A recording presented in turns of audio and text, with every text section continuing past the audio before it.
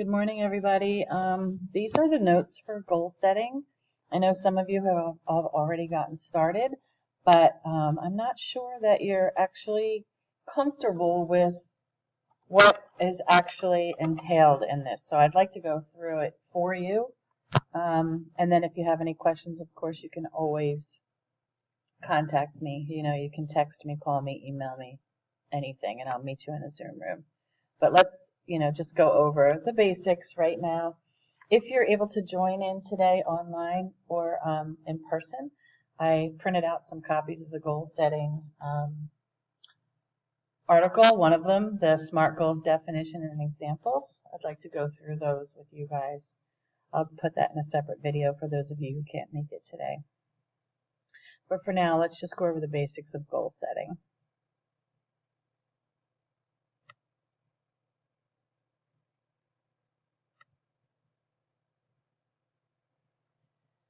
So I want you to start thinking about the objectives for these assignments. I had you do the SWOT analysis first so you could just begin to think about what you perceive as things that you're good at and what things you're not good at, and what kind of obstacles that you have in front of you. And then I had you take those assessments, the 4 assessments, the interests, the learning style, the strengths, and personality, because I wanted you to get to know yourself a little better, especially with regards to planning your future and what that might look like. And now I want you to take a deeper dive and put all of that together to create some goals. So we're going to talk today about why you should set goals, what can you do to work toward your goals, and what resources do you need to achieve your goals. Those are the things that you need to be thinking about as we're going through this PowerPoint slide, okay? We're going to talk about what goals are, how to set goals, why you should set goals, what is the difference between long-term and short-term goals. Those are super important and they're connected. What steps do you need to take for successful goal setting? So let's get going. All right, so first of all, there's some reasons why you should set goals. So let's look on the right side of the screen. Why should I set goals for myself? These are the top 8 that I came up with, and they seem to be the most important when I read articles about goals. I didn't come up with these on my own. In other words, I got them from a bunch of different places. I did my research. Number 1. You need to determine the direction of your actions. So you're in a college and career readiness course. That's what Pathways is. And you're an eligible grad. And we need to start thinking about what you're going to do next. It doesn't necessarily mean you're going to be going right off to college when you leave high school. You might just be looking for a job. But how do I get that job? How do I prepare for that job? If you do want to go to college, how do I set goals to make that happen? Okay? So number 1, determine the direction of your actions. Number 2, stay on top of things. Setting goals for yourself is a really good way to hold yourself accountable and make sure that you're doing what you need to do to get it done. Number 3, to help you focus on the important things. At some point, I'll give you a little chart where you can put items in each quadrant of the chart to determine what's the most important thing that has to be done versus what's the least important thing that can get pushed off to the side. It's important to know the difference between the two. Sometimes we get so wrapped up in staring at our phone, we forget to do the important things that need to be done to get us to our goal, which is for you guys right now to be graduating, right? Number 4, monitor your success and your failure. So you are, one of the benchmarks for you to earn this year is for you to be accountable for your learning, right? You need to keep track of what you're doing, what you're not doing, and then set a path for how you're going to get done what you need to get done. That's actually a benchmark. Number 5, take control of your life. Are you going to continue to let others decide what is in store for you, or are you going to make the decisions? And that's what setting goals is all about. Number 6, to help you make progress. Clearly, this is a good way for you to, whoops, don't know what happened there. Sorry about that. You can't make progress unless, you're sticking to your goals. If you're constantly thinking about them, then you're constantly going to do these things to make sure that they're first and foremost in mind and you won't get set back. Number 7, to help you make good decisions. How many times have people asked you to go out somewhere and you have something that needs to get done and you're like, oh, well, I'll just do it later. That is setting yourself up for failure. Get it done, and there's always time to have fun with friends. Number 8, to increase your self-confidence and motivation. And I can't stress this enough. This is so important. It's actually a really key factor to people being successful. The more you do for yourself to be successful, the better you feel and the more confidence you have.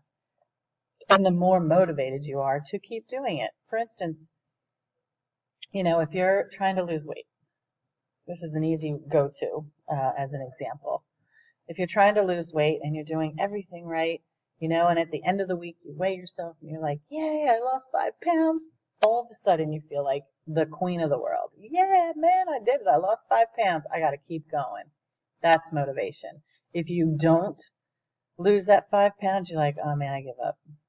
It's just so much easier to give up than it is to push forward.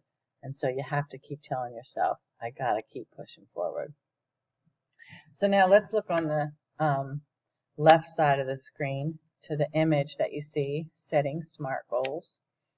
They're called SMART goals because each letter means something specific to the directions for completing a goal. So the first one is S, which stands for specific. Your goal should be as specific as possible. So when you're trying to create a goal for yourself, ask these 3 questions. What is your goal? How often or how much do you need to do something? And where will it take place? Be as specific as possible. Number 2 is measurable. How will you measure your goal? How will you know if you've achieved it? Measuring your goal along the way will provide you with feedback and hold you accountable for what you're doing. And number 3, attainable. The letter A stands for attainable. Goals should push you, but it is important that they are achievable, meaning you can do it. Yes, you want to push yourself, but is it something that you can do? Are your goals attainable? R, realistic. Is your goal and time frame realistic for the goal that you have established? Have you allowed yourself enough time to achieve that goal? And is it realistic to what you actually want? You really have to dig deep and think about that. And the last one is time frame. T is for time frame. Do you have a time frame listed in your SMART goal? If you say, I am going to lose 50 pounds, there's no time frame in there.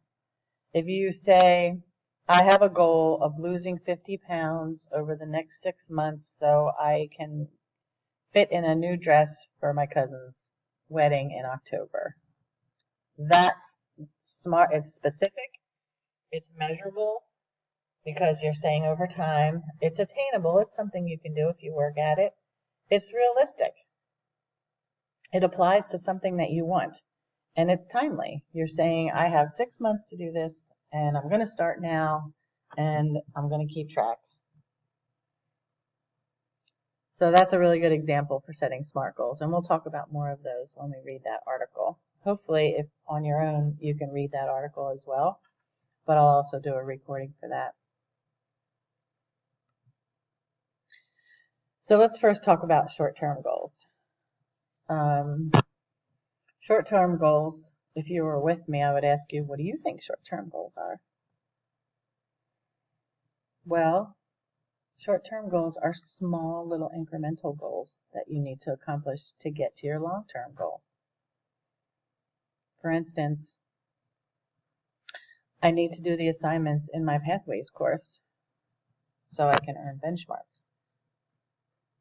Once I earn the benchmark, that's another short-term goal. Then I get credit for the class. And once I get credit for the class, then I can graduate. So what are short-term goals? Short-term goals are goals in which can be established to help you achieve long-term goals or something in a short period of time. So if you don't have a lot of time and you just want to set one short-term goal, and a short-term goal is like something that you need to have done by the end of the day or the end of the week or the next day. It's a really short amount of time as opposed to a long-term goal, which can be a month, 3 months, 6 months, a year, 5 years. That's long-term goals. And if you're going to set a long-term goal, then you have to go back and think of short-term goals to help you get there. So short-term goals may be reached quickly in a few days or weeks. Short-term goals are very specific. For example, studying hard to receive a good grade on your next test or earning enough money to go to a movie. Those are both really good short-term goals. What are long-term goals? Well, if short-term goals happen in a short amount of time, then long-term goals happen over a long period of time. Makes sense, right? So long-term goals are goals which you can reach over a long period of time. Hence, you want to run a half marathon, which is 13 miles, in case you didn't know, without stopping by spring. Notice I'm very specific there. Half marathon without stopping by spring. So I've given myself a time frame. I'm very specific. It's achievable. I've given myself enough time to work on that goal. You will create short-term goals to help you reach this goal, such as I will run 1 mile each day for the first week and add a mile each week after until I reach my goal.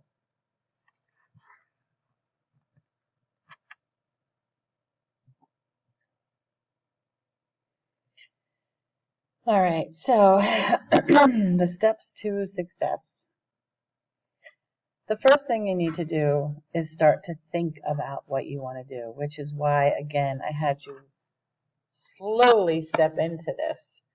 First, I had to do the SWOT analysis again, then I had to do the video or the different assessments, and then you're putting those all together in a project. I think that you'll find when you put all your results from those assessments into your project, you'll see lots of similarities which you can use to pull from to find careers that match those interests, match your personality, match the way you learn. That's where the analysis part comes in. Then you start planning. And then once you have your plan, you start to try it. You try things out and you do it. If you fail, you reset it, you do it again, you keep on going until you reach your ultimate goal. Okay? So, all of the resources that I've provided for you are here. You can click on the link of the, you can click on the links in the PowerPoint that I provided in the classroom, or you can also click on the assignments. You'll see I've separated the videos are in one section and the articles are in another. They're just other opportunities for you to learn what SMART goals are and how to set them for yourself.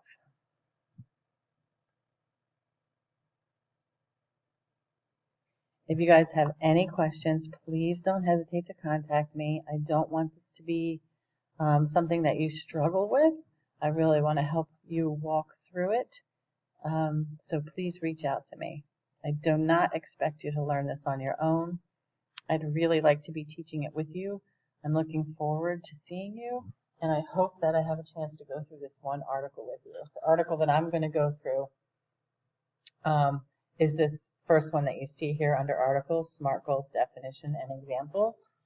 I've printed it out, so if you come in the building, I can give you a paper copy. Otherwise, you have access to it on our classroom. And I look forward to seeing you in the Zoom room. I do have my Zoom room open right now, so come and join me. It's Friday morning at 9:41, Friday, October 23rd. Have a great day.